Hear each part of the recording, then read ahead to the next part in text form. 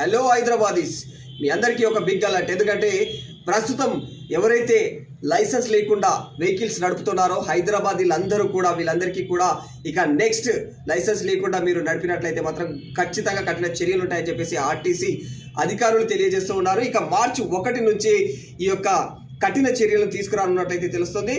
మరి మార్చి 1 నుంచి ఎవరైనా సరే లైసెన్స్ లేకుండా డ్రైవింగ్కి వస్తే మాత్రం, అంటే వెహికల్స్ రోడ్డుపైకి తీసుకొస్తే మాత్రం ఇక పోలీస్ కేసులతో పాటు ఇక ఫైన్లు, రకరకాల ఇబ్బందులు పెట్టి కటకటాల పాలు చేస్తామని చెప్పేసి అయితే ట్రాఫిక్ పోలీసులు అంటూ ఉన్నారు. మరి ఏది ఏమైనప్పటికీ కూడా, అంటే ఇదివరకే కూడా ఇంతకుముందు రీసెంట్గా కూడా మన లైసెన్స్ లేకుండా చాలామంది రోడ్లపైకి వచ్చేవాళ్ళు.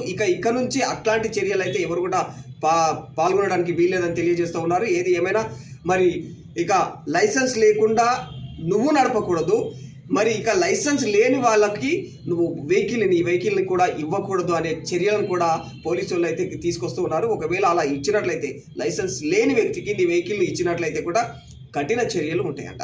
మరి బీ కేర్ఫుల్, చాలా జాగ్రత్తగా ఉండాలి.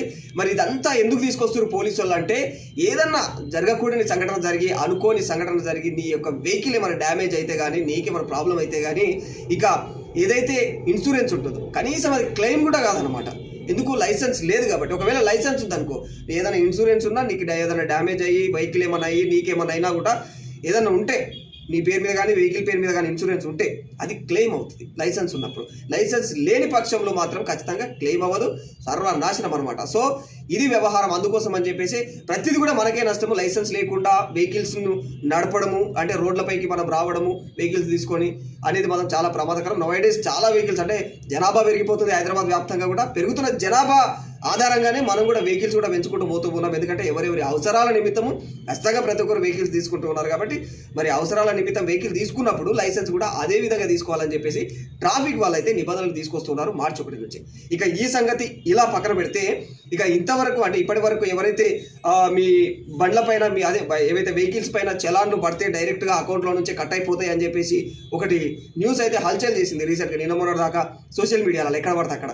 సో ఆ వార్త అయితే ఖచ్చితంగా తప్పని చెప్పేసి కూడా చెప్తూ ఉన్నారన్నమాట ట్రాఫిక్ కమిషనరేట్ కూడా. అంతా వాళ్ళు ఇదంతా ఒట్టి పుకారు మాత్రమే, వాస్తవం కాదు ఇది. ఇంకా దానికి సంబంధించి ఎలాంటి ఏదైతే జీవోలు కానీ ఇంకేమైనా దానికి చట్టపరంగా ఎలాంటి విషయాలు ఇంకా బయటికి రాలేవు అన్నట్టయితే తెలుస్తుంది. ఇదంతా కూడా పోలీసు వాళ్ళు మీ వెహికల్ నెంబర్ తీసుకోనో, లేకపోతే మీ బ్యాంక్ అకౌంట్ నెంబర్ సేకరించో, మీ దగ్గర డైరెక్ట్గా మీ అకౌంట్లో నుంచే డబ్బులు కట్టు చేసేలా ఈ వ్యవహారం చేస్తూ ఉన్నారు అని చెప్పేసి చాలామంది భయపడుతున్నారు. అదంతా ఫేక్ న్యూస్, అది రాంగ్ అని చెప్తున్నారు ఇక ట్రాఫిక్ పోలీస్ వాళ్ళందరూ కూడా. జై హింద్.